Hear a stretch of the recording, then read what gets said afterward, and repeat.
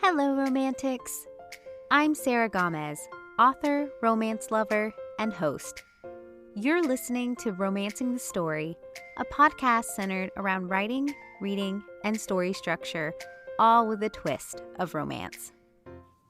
We're at episode 80, and on today's episode, I speak with romance author Cara Dion about the impact of chronic illness as a writer, finding romance as a catharsis for hardships, and how the inclusion of chronic illness adds character depth instead of detracting from a romance. Plus, who knew there was a Hemingway to Sierra Simone pipeline? Cara was lovely enough to jump on the podcast because it was one of many she found during her writing journey. And while we discussed chronic illness and how it affects her interactions in the world, we also talked about the trickle-down effect with recognized authors who are naming and sharing about chronic illness, both in their personal lives and in books. We expanded on the idea of the effects seen and heard by other authors, and most importantly, the grace being given by pushing deadlines and publishing dates in order to create the best possible story. Links to connect to Cara, as well as other media mentions, will be listed in the episode description. I do use some Amazon affiliate links, so if you buy through the link, it helps the podcast and is always appreciated. Just a fun little announcement. I am now your go-to gal for the Emily and Imogen shop. Emily was kind enough to include us as part of her launch and has put some incredible products together for anyone who loves them some bookish swag. Emily and Imogen is a bookish shop featuring author collabs and seasonal goodies to fill your bookshelves.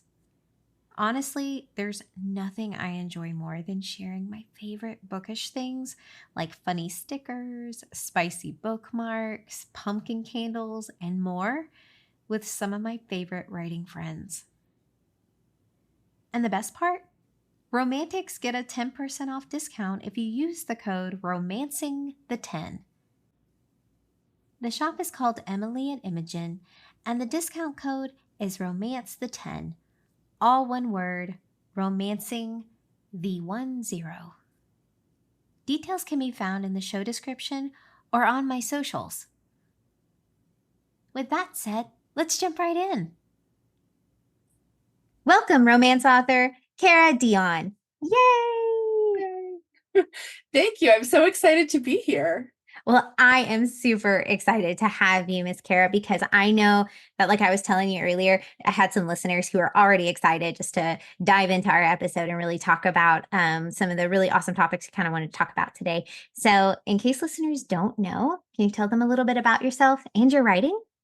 Sure, thanks. So I am Cara Dion. I write spicy contemporary romance, mostly with age gaps or forbidden relationships. My current series is the Astor Bay series, which is a small town forbidden relationship series. But by day, I'm a nonprofit executive. I have a very active 6-year-old at home with me, and we live with my husband in New England. I used to be a professional opera singer and a professional English teacher, so those influence my stories as well. You'll see lots of little references to opera and musical theater throughout my books. I did kind of see that in some of in your music series, right? You have a whole music series and everything. That is so cool. It's so amazing to me how so many authors just have whole different lives, that they have lived. It's a little crazy. This is, I think, my 4th or 5th professional title career thing that I'm pursuing. But it's fun. Reinvention is fun. And to think that we all decide what we're going to be when we're 18 and that sticks for the rest of our life is crazy. So I'm all about reinvention. I am too. And I love that at parties, you can just pull that out randomly. It's just yeah, I used to be an opera singer. It's no big deal. Yeah. Wait, what? I would be immediately tell me everything. It is the one that people get the most flummoxed by. They're not quite sure how to respond to it. They've never met another opera singer. Most people have never even listened to an opera. So it feels a little niche for people and kind of mysterious. I know, it's so fascinating to me because I actually used to work It's basically a Mm. performance hall. When I was a teenager, I was 19 at the time, I was going to college because I was just like, they said everyone who volunteers, you got to see all the shows for free. That was one of the perks.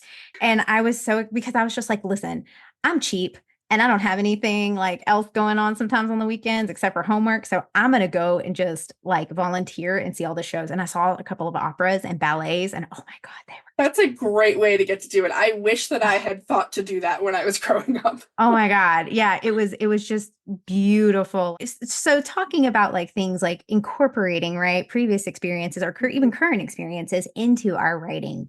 I know you kind of when we had chatted before a little bit about it, we had talked about chronic illness. That is Yeah. something that we kind of like talked about as far as like inclusion as far as characters and or romance books. So, why is it important that you include chronic illness in some of your stories? Yeah, so I have lived with chronic illness since I was a teenager. I have migraines that are debilitating. They're thankfully under control now with medication. I had PCOS and endometriosis until a few years ago when I had a hysterectomy. And I have fibromyalgia, which took probably a decade to properly diagnose. And it's just, they're all invisible illnesses, right? There's something that nobody can see about Mhm. me. And so, having lived my life in what looks like a fully able body that does have limitations because of these illnesses, I feel like the more people can be educated about what chronic illness means and what it looks like for people, the better. But also, I think it's so important for us to see ourselves represented. And I know when I started like dating seriously, like not just for fun, but I thought I want to get married someday and have a kid. I was really aware of the fact that my chronic illness, people might not respond to that well, and that it could potentially be something that hindered my dating life. Um, and I remember having to kind of work through that and figuring out what part did chronic illness play in my life without it defining me. Um, and so I feel like it's one of those identities that people are always trying to work through. And romance is such a great place for people to not only find representation, especially in indie pub romance, because we don't have to be wielding with those gatekeepers of traditional publication, but it's also a place where you can really see everybody gets their happy ending. And I'll just never forget reading Get a Life, Chloe Brown by Talia Hibbert, which was the first time I saw chronic illness on page in romance. And it was very different of my own experience with fibromyalgia, but just seeing a heroine with that illness, getting her happily ever after, I was like, I have to write something like this. I have to put this on page because it meant so much to me to see it. Oh my gosh. And I love that you bring that up because that is something I have actually talked about quite a few times on the podcast was that like this is the best time to really get into romance Oh because yeah. there is so much representation. And like you said, all the indie authors out there like you and several other the awesome authors out there are just doing the work because I see a lot of them taking back the power. I want to publish this. This is important. And I feel like the representation we have with other things like disabilities and all those different racial and ethnic backgrounds and everything like that, all those representation pieces are there and indies are really just putting it out and saying like I know it may not be a publisher's cup of tea, but this is what the people want to read or it means something to me. Yeah, and I think I've learned that if I'm not writing a book that actually resonates with me and means something to me, or I feel really passionate that I'm the right person to tell that story, it's not going to be a good book. And those wind up being the drafts I don't finish because it's like, well, yes, this is in theory a good setup, and this might be a meet cute that makes sense and it's kind of funny, but it doesn't have the real heart to it. Um, and when I was first debating whether I wanted to try and go trad or go indie, my first book, Indiscreet, features a heroine who was a sexual assault survivor. And it Mm-hmm. was really important to me to put that on page and to put her on page in the college system and see the ways that system had failed her in how she was coping with it. And I'll never forget early readers read it and came back to me and said they didn't like the way it was resolved with her attacker at the end. And now it is in the past, it's not on the page. It's just part of what makes her who she is, that she's gone through this. And I sat back and thought, you know what? I don't want to write a story where everything is tied up in a neat little bow at the end because she happened to find love. Because realistically, love doesn't cure those other wounds. It might inspire you to go heal them on your own. It might inspire you to seek help, but it doesn't actually solve it. And so it felt disingenuous to me to say, well, now she's found love, so therefore clearly her attacker has gone to jail and all these other things have been resolved. And I knew that meant I better go indie, because trad publishing was going to want me to tie it up in a nice little neat bow, if they even let me tell that story at all. And that's not to disparage traditional published books at all. I love many traditionally published authors.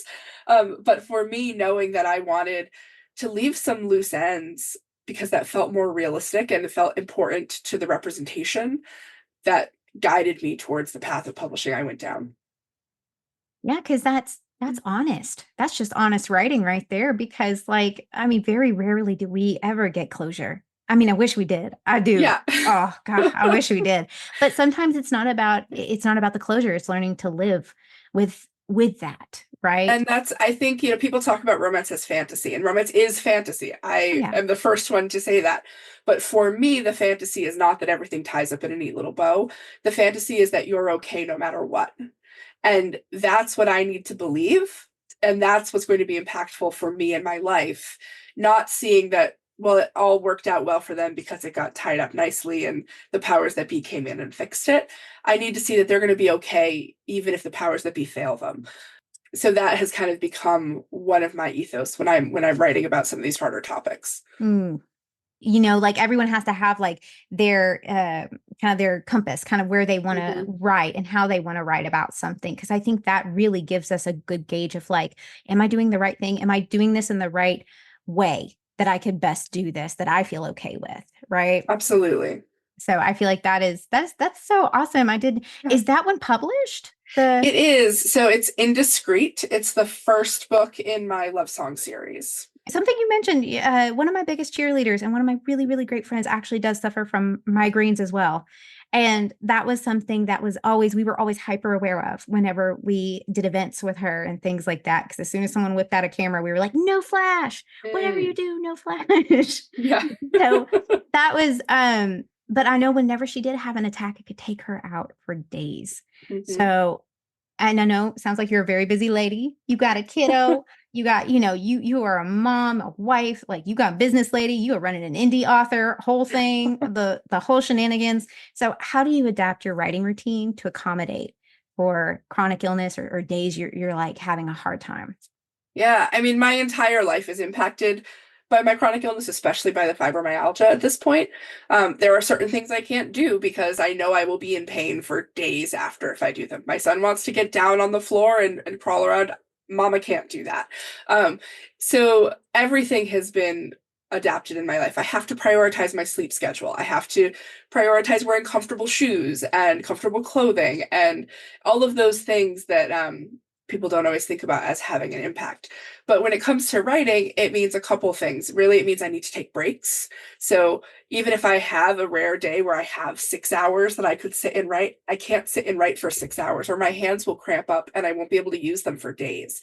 If I'm going to write for an extended period of time, I need to use my compression gloves and then I'll be okay.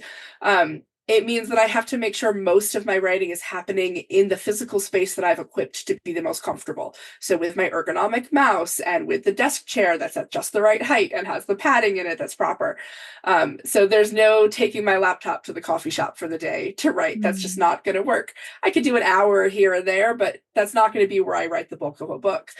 And then really it comes down to giving myself grace and pacing myself. So I very rarely announce a release date until I've written the bulk of the manuscript and feel like really confident that if I got taken out for 2 weeks by an attack, that it would still be fine. Actually, my next book, I've announced the release date and I'm only about 60% through the rough draft. And that's scary for me. But I wanted to, for myself, see how much of that was me feeding into the fear of something happening and how much was me actually being practical. So I'm taking a bit of a risk in testing it this time. But really, making sure I'm running my own race and that I'm giving myself grace with things is the biggest way that it impacts my writing.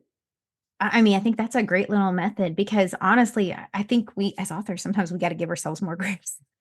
100%. We try to 100%. I said something to a friend the other day where I was like, oh, but I have to hit this deadline. And she was like, Cara, you made up the deadline. She was like, if you decide to change the deadline, it'll be fine. Like, I know you don't want to, but you made it up. And so I was like, oh, you're right. I guess I could change my deadline if I had to. Well, and I love that authors are kind of doing that. I'm actually seeing that more and more. That's a whole other podcast episode idea. But like the fact that a lot of authors are saying, listen, I am just going to burn myself out if I Yeah. speed run this. And you guys are not going to get the kind of quality that I want you to have and that this book is capable of. So I'm pushing back the release date for the Absolutely. next year, yeah, or months down the line, whenever. And so I'm seeing more and more authors, both big names and smaller names, all do that. And I'm so proud of everyone who's taking that time to say, I need this for me. And I want to give, Yeah. because I want to give you guys the best story possible. And this So, is a place where, like, I want to shout out Katie Robert for how brave she has been mhm. in sharing the struggles that she has had with her hands and needing the hand surgery and not being able to hand sign things and having to change release dates.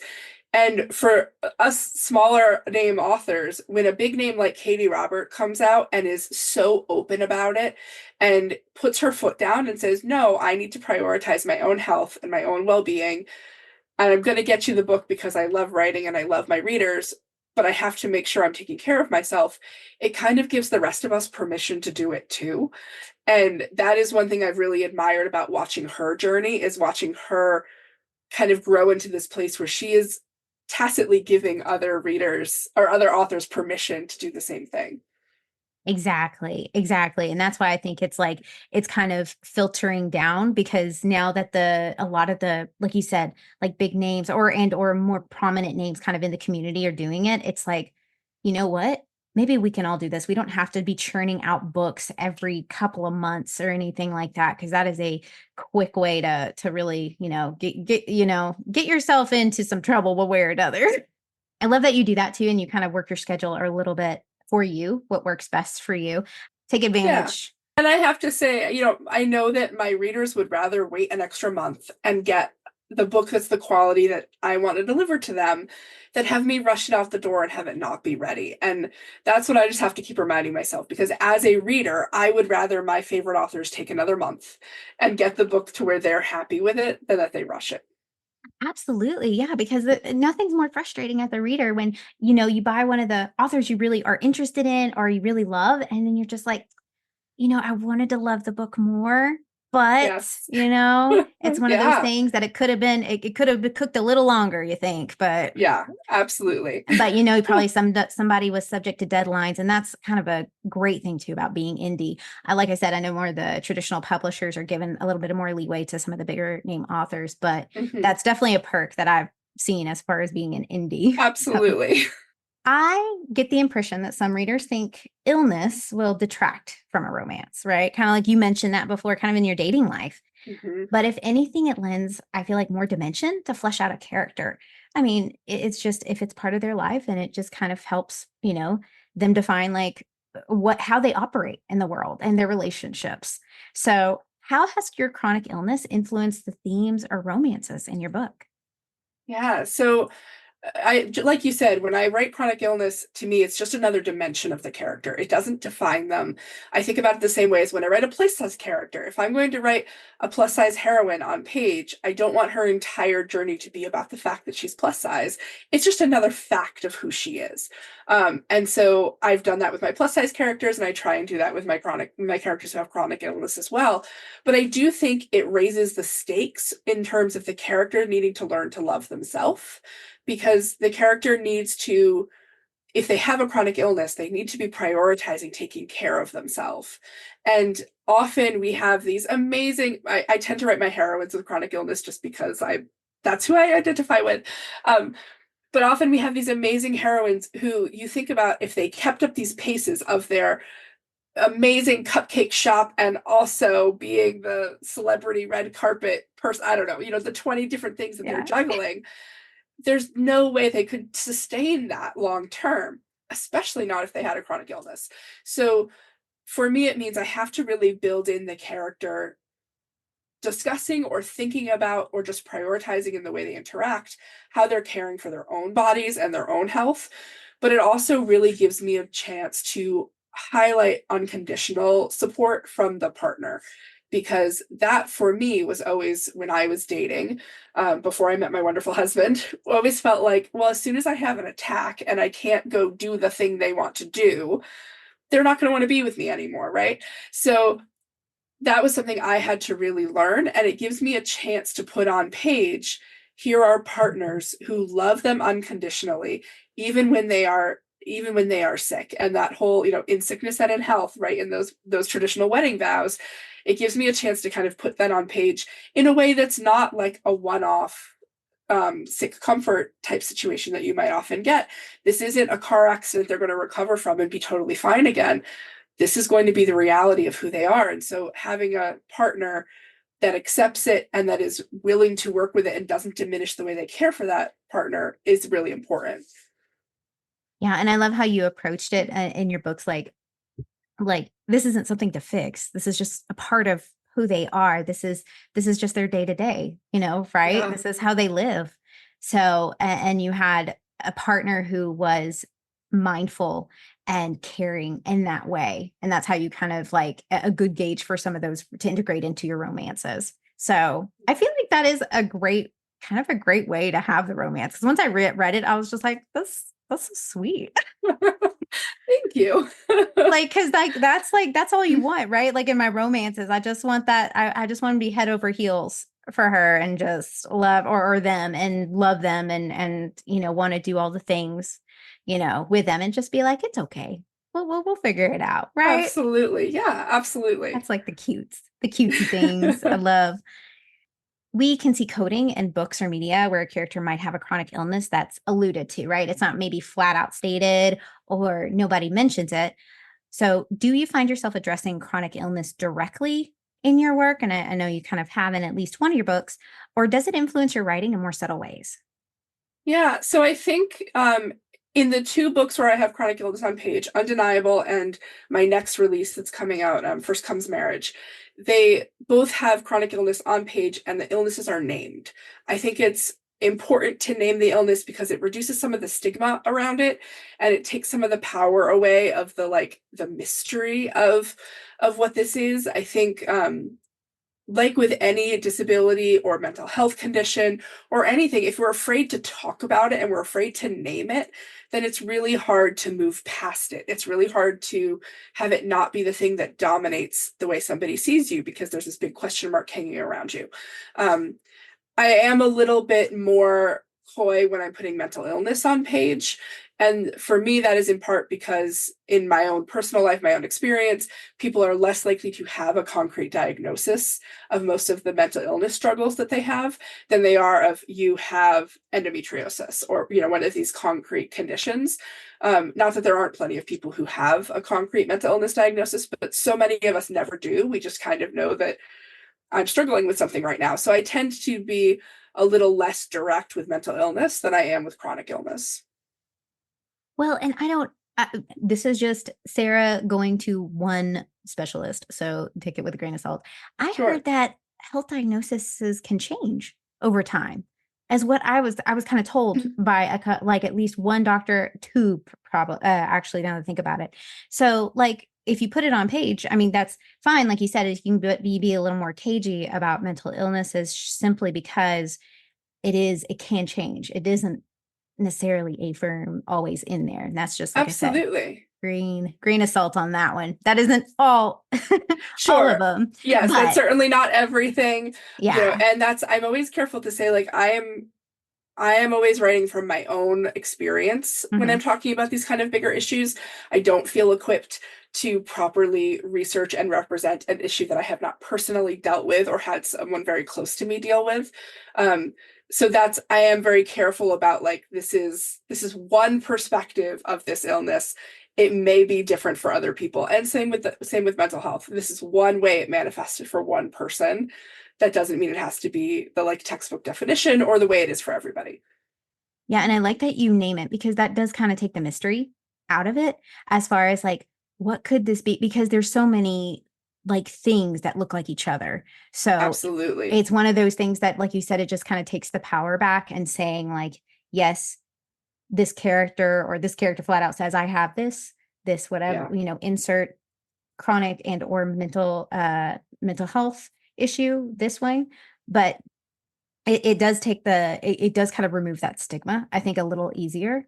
Yeah. So, and I think if I want readers to be able to identify with the character, and I want them to be able to identify with the illness specifically for those people who do have that illness, then I can't be ashamed to put the word on the page. It has to be something where I was floored when I read Chloe Brown, and it said she has fibromyalgia, and I was like, oh my goodness, I've never seen that word in a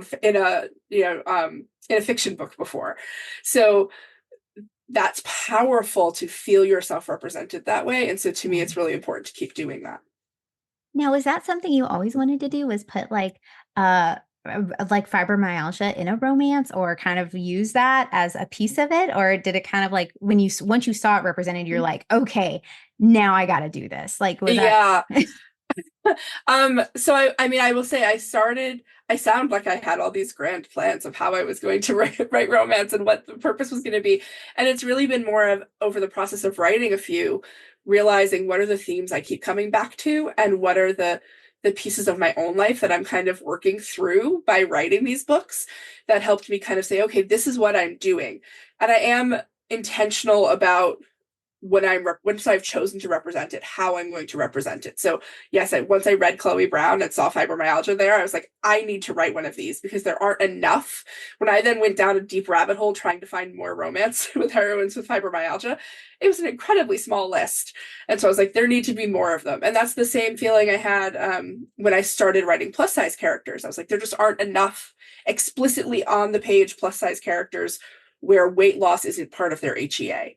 And so that became kind of like, all right, I need to write somebody like that. If these are the things that I'm wanting to read, then I need to write them. But it wasn't originally like a real mission. It was just kind of like, what's the thing that I want to read? And so in the same way that I really like to read age gap romances, and I really like to read forbidden relationships, and so that's what I write, I really like to read this kind of representation. And so that's what I write. Yes. And I do appreciate that too, like on a totally different tangent, because I do love me a good age gap and forbidden romance. So I do, yes. And it's my safe space, guys. You leave me alone. Do not judge me. Yes, exactly. Where else can I be unabashedly in love with a professor-student romance and not have to like feel weird about it? Yeah, and not get the ick on it. So I'm just like, let me have this, okay? Yeah, I had a real wake-up call moment when my cousin started dating a man who was 19 years older than her. And I immediately was like, oh no. And had this like very strong, like, I hope she's okay. Like, I hope that's all, I hope, they're both consenting adults. Like, I hope there's no power imbalance. And I had to stop and be like, you hypocrite. Because how many books have I written where there are these massive age gaps? So yeah, it's the place where I cannot have an ick factor over it and just, really lean into the fantasy of it. Exactly. Like you said, it is fantasy. So yes. Let us enjoy both writing and romance as a catharsis. You were kind of mentioning that. And it's a form of self-care, and which is something I talked about way back, probably in like one of my first couple of episodes, is that romance is self-care. I like to think that romance is the genre of hope and optimism. That's what I've always thought of it as. And it's not nearly given enough credit as a coping mechanism. Like, y'all, absolutely, let me have my coping mechanism. Yes. Mama's reading her stories, okay? Yes. Yes. So how has romance helped as a catharsis or self-care for you? Yeah, so here's where I admit my dirty little secret, that I did not read a romance novel until 2020. I had a master's in literature and was one of those very snobby literature people who was like, if it's not Hemingway, it's not worth my time. And the reality was that as my life got fuller and busier, I just stopped reading because I didn't want to invest in Faulkner. I didn't want to take the time to kind of wade through some of these denser texts and like pick out the meetings. That wasn't fun anymore now that I had all these other things going on in my life. So I just stopped reading altogether. And in 2020, as the whole world is shut down for the pandemic, I had a 2-year-old at home. and was newly diagnosed with fibromyalgia and just suddenly felt like I didn't even know who I was anymore. I was no longer singing professionally. That career shift had happened. So all these ways that I used to identify myself had all changed. And I wanted an escape from the craziness that was the early days of the pandemic. But I also really wanted to feel like I was reconnecting with who I was when I stripped away the titles of like wife and mother and executive and all these other things. And I stumbled on romance, and just haven't looked back. I just couldn't stop reading it. And so for me, it was really a way to reconnect with myself, to do something that felt like this is purely for my enjoyment. I don't have to read this because it's academically enlightening. I don't have to read this because it's on some wish list somewhere of the 100 books you should read before you die. I'm not doing this because it's going to further my professional career. Like it's not a book about how to fundraise for nonprofits. This is purely something that I'm enjoying. And that was so powerful in and of itself. But then that led to me reconnecting with writing, which I hadn't done in a non-academic sense since high school, but used to be something I really loved. And so it led me back to all these parts of myself that I'd kind of forgotten about when I got wrapped up in these other titles about who I was. And then on top of that, it really gave me a community that I was missing. As soon as I stopped singing, I didn't really have hobbies anymore that came with community. So outside of like a couple of friends who also had young children, and so we were like the mom group, I didn't have a real sense of community. And Romancelandia was that community for me. That really started for me with listening to Fated Mates, because the podcast just felt like hanging out with some friends. Mm-hmm. And then from there, I started connecting with people on Bookstagram and on Facebook. And suddenly some of my closest friends now that I'm texting with multiple times a day are other romance readers and romance authors that I met online. So for me, that self-care was not only about something purely for my own enjoyment, but also about building a community again that was about enjoyment and supporting each other and just having fun. Absolutely adore the romance community. That is something I have found they have been so welcoming. And like, as soon as I put out my podcast, I was getting, notes and all these feedback from lovely people who are just the absolute best, Yeah. Romance is amazing and so supportive, right? And so welcoming. And everyone's like, yeah, just come on this side of the pool. It's fine. Come play with us. And that's great. That's something everybody needs. And especially when I was trying to figure out, well, who are my friends now? If it's not the cast of the next show I'm in, and it's not just my coworkers, it was a really great place to connect with people. Who else can I text random thoughts about my romance setups to and have them understand exactly what I'm thinking? Yes. Or just text one of my girlfriends and a Pedro Pascal meme and just be like, isn't he hot though? I want him for my next book. I want to base this off my next yes my next book. And they're like, I see it. Okay, I get you. 100%. Thank you. I think I sent a text the other day to one of my critique partners, Ginny Moore, who writes historical romance. I sent her a message that was just like, why can't they fight more? I hate this. Because I was getting to where I needed the characters to start, being antagonistic towards each other. I was like, who else can I just send that message to without context? And she knows exactly what I'm talking about. Mm-hmm. Exactly. You can just say the most out of pocket things to each other. As far as I remember one of my girlfriends texted our group chat and said, basically, I cannot get them to stop having to getting together. You know what I mean? They won't stop doing that. I need them to actually move the story along and do. Yes. Yeah. And I was just like, okay, that's fair. Sometimes that's normally the text I send, and Ginny will send me texts that say they won't stop talking. Why won't they just kiss already? And we kind of go back and forth. But yeah, who else can you have that conversation with? Absolutely. Oh my gosh. So yeah, and I love that's been such a big part for you. And I love that you found that as you got older. Because yeah, I know a lot of people who found romance super young. And I found it kind of when I was 15, 16 years old. So I feel like I was older than some of the people who found it. And I wasn't super invested as I am now. I felt because I think I felt the same way because I was bigger when I was younger.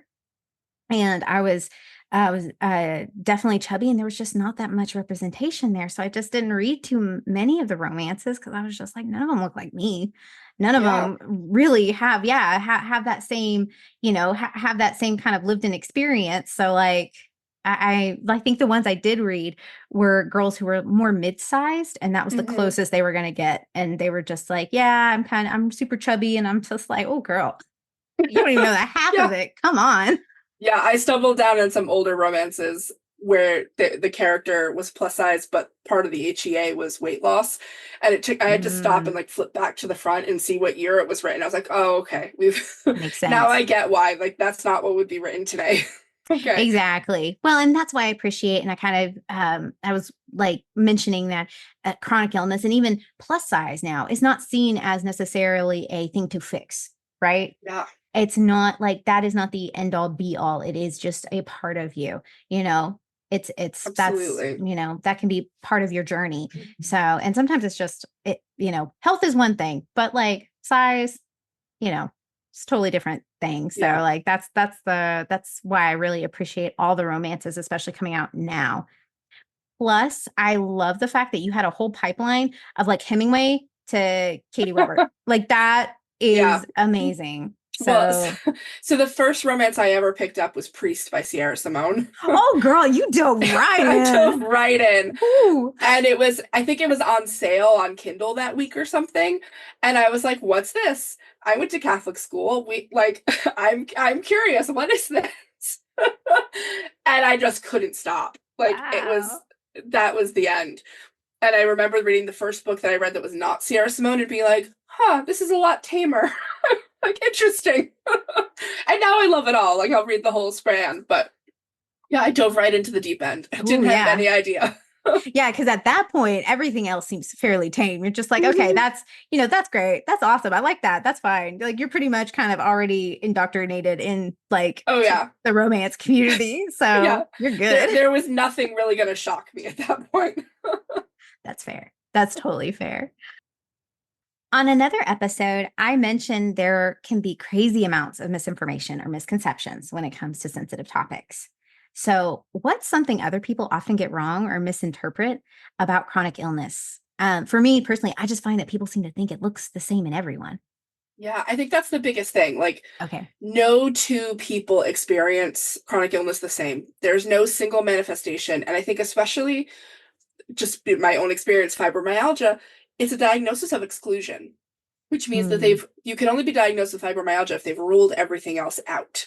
So we kind of become a bit of a slush pile of this kind of loose mix of symptoms that everybody kind of shares. It is characterized by widespread pain and fatigue, but how exactly that manifests is different and how it's treated is different. Chloe Brown has a whole arsenal of medications that she's taking. I don't. I will mm. never have an arsenal of medications that I'm taking because my fibromyalgia is not medication responsive. So when I wrote Undeniable and Callie has fibromyalgia, I didn't want to give her an arsenal of medications. I gave her anti-inflammatory creams and I gave her compression socks and I gave her hot showers and yoga and these other things because it doesn't work the same way for her. And I will say that is the biggest misconception. I had a reader leave a review on Undeniable saying that Callie's illness wasn't realistic because she wasn't sick the whole time. And I was like, well, for somebody with fibromyalgia, they might be sick all day, every day. For some of us, it kind of flares up and it goes away, and it flares up and it goes away.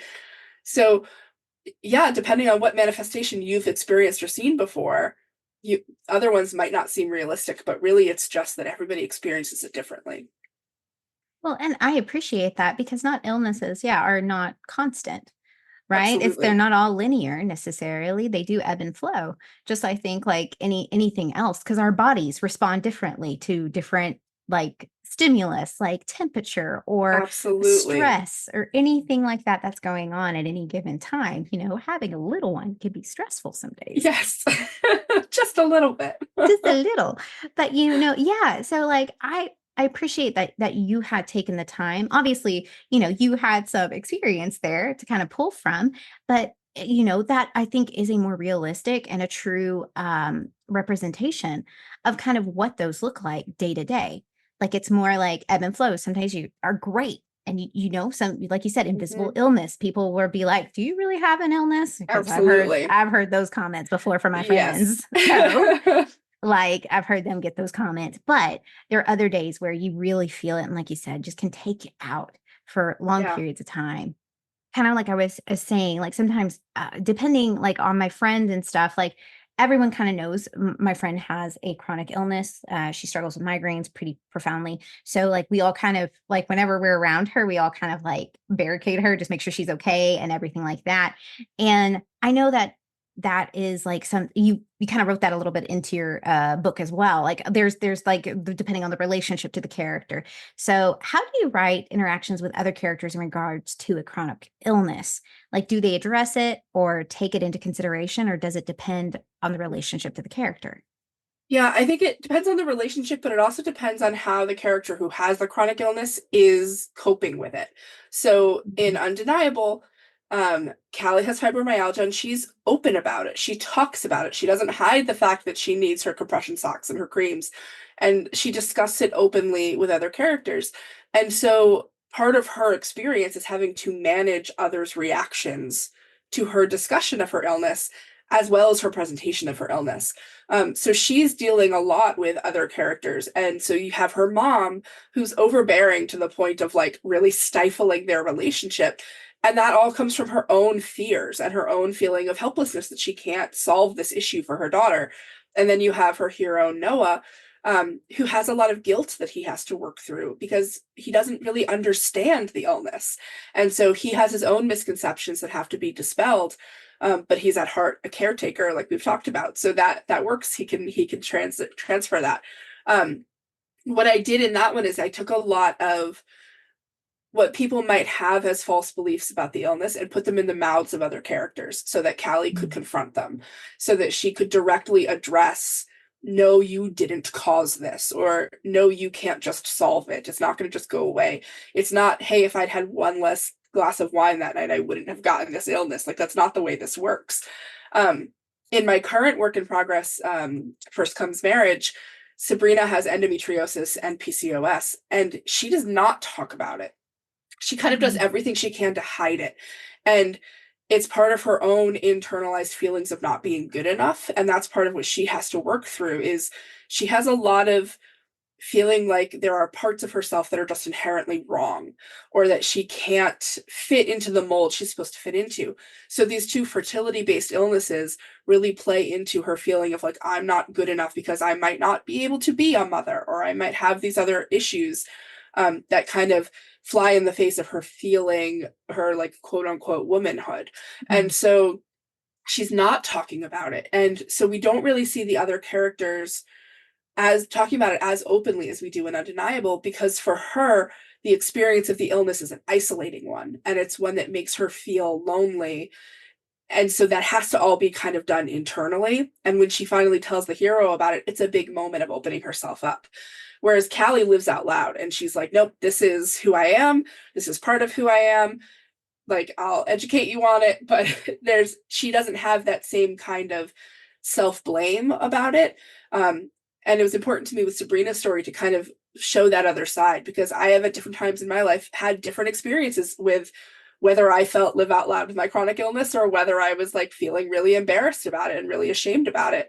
And so I wanted to put that other experience on the page so that readers who are maybe not as self-actualized as Callie is yet can see that's okay. That's a place you might be in too, and you'll still be okay. Yeah. Oh my gosh, that is awesome because you've taken like the basically similar struggles and taken two very different approaches to it. Two approaches that people do have like struggles with. Obviously, like you said, like you have tended to do either not talking much about it or, like you said, living out loud. So it's I think it gives a full like depth into the characters of where they are and how they're dealing with those things. And I think gives a lot of insight into like what might be how that character is coping, like you were saying.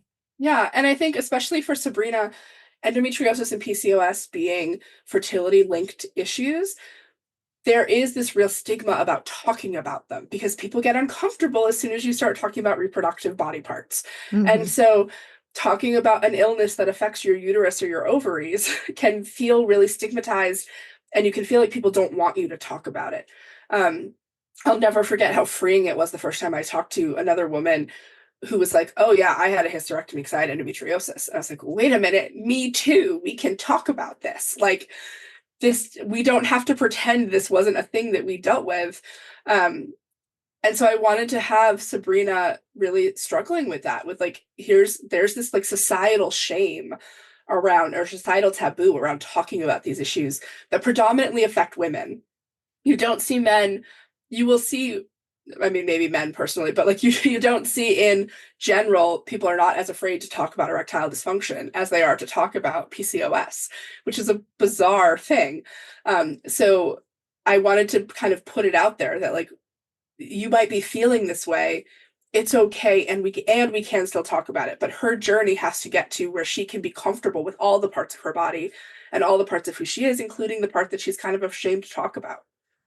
Yeah, because even if it's not overt, it's still subtle. Like you were saying, like some of those, I'm like, last time I checked, they still show ads for erectile dysfunction quite a bit, but not really PCOS. So yes, yeah, there'll be. I mean, it's the punchline in major comedies to have jokes about erectile dysfunction, but we don't talk about anything that affects female reproductive organs in the same way. We just don't talk about it, and that does a big disservice to a lot of people. But I think a lot of us, when we were first diagnosed with these illnesses, kind of internalize that, well, we don't talk about it. And if you don't talk about it, then it must be shameful. Like that's kind of the connection that you draw in your brain.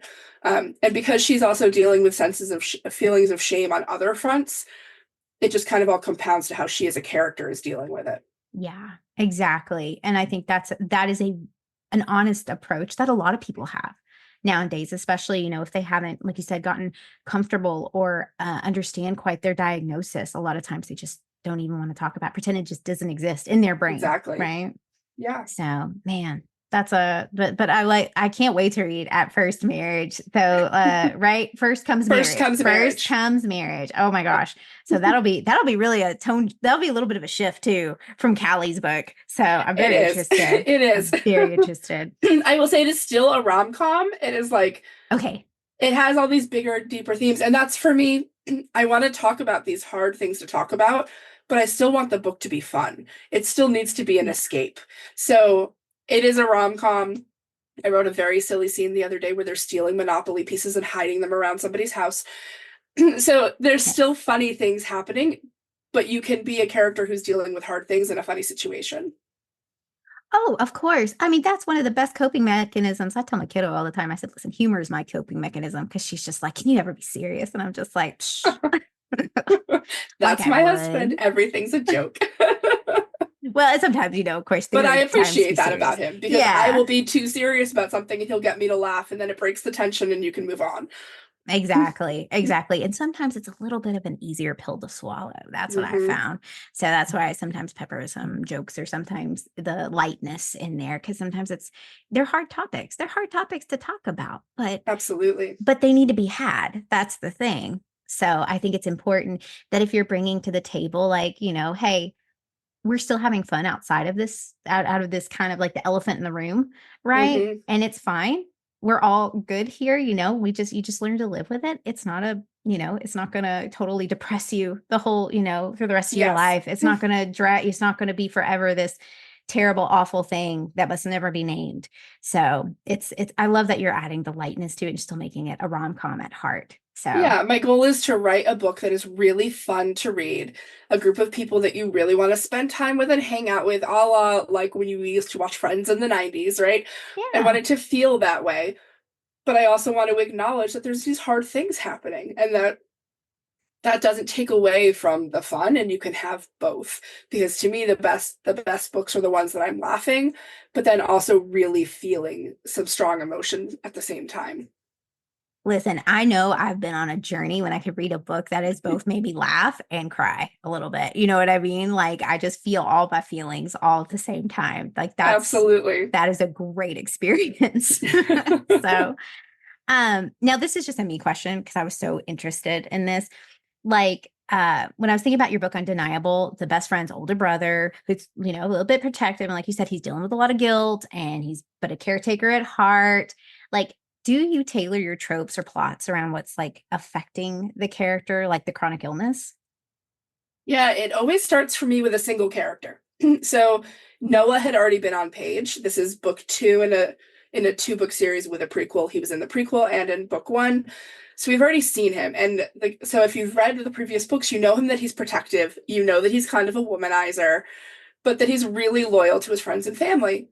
And so I knew I needed a heroine that would kind of spark that protectiveness in him to get him over the womanizer tendencies. And I also needed a reason for why he was kind of a womanizer, because he's not a bad guy. Like it's not that he's mistreating women, he just doesn't commit to anybody, and he's upfront about that from the beginning. So I needed a reason why he felt that way about things.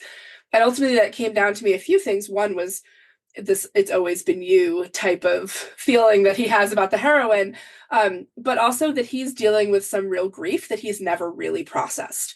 And so he's using his humor to mask his grief. So I knew I needed this character that could recognize that grief in him. So probably someone who knew him at the time of the trauma, but also who could pull out this protectiveness. So Callie kind of popped into my brain as, well, she would have known him growing up. So and being the little sister's best friend, she would be intimately aware of the trauma and how it impacted them. But she also could inspire this protectiveness. And then I also like to look at, well, what trope is going to just completely light my character's hair on fire? Like, what is going to make it impossible for them to function properly? And so in book 1 of the series, in Indiscreet, we see Noah really hating people keeping secrets. It like really drives him nuts and he doesn't like it at all. He's a very by the book kind of guy. So I knew I needed to give him a trope where he was required to keep a major secret, especially if he had to keep it from the people that he cares about the most. So fake dating just seemed like the perfect thing to force him into, because it was so antithetical to his character that he was just going to kind of rattle around in that cage and cause all kinds of chaos. Nice. I like that. That's a smart way to approach it too. I like that. Like approaching the tropes in a way that, okay, what gets the best reaction out of my characters to really put them in an uncomfortable situation. Yeah, so. It always starts with character. And I've so far always had one of the 2 characters on page in a previous book. And, unless it's obviously book 1 in the series. And so then I start with, what does their counterpart look like? Who's going to be the counterpart that's going to really get under their skin? Because someone has to shake them out of their status quo. And then I need a situation that further shakes them up. Exactly. I love that. I love that with the characters have the arc of like changing from like where they were originally to like, and I know sometimes there are different paths you can always take. Sometimes the characters don't change, sometimes it's the plot and people around them that change. But I personally love it when characters kind of like, have a little bit of, change at the end, especially if they have an HEA. Yeah, no, I do too. I think for a romance, part of the joy is watching that character arc and watching them grow into fullness as individuals, but also as a couple. And so seeing how they change each other for the better is always important. Yes. And like we were talking about, not necessarily about fixing anything necessarily. It's just growing together. I love that. Yeah. That gives me all the feelings. I'm so happy. So we have talked all about your amazing books and your writing process and everything else. So where can listeners find your books and how can they connect with you? Yeah, so you can always find me on Instagram. I'm caradion.author. I'm on Instagram more than Facebook, but you can also follow me there. My website is caradion.com, and you can always sign up for my newsletter to get the most up-to-date information and some freebies. If you sign up for my newsletter, you'll get all kinds of free books, some bonus epilogues, and you'll always hear about the next new releases that are coming out. Thanks so much to Cara for joining the show.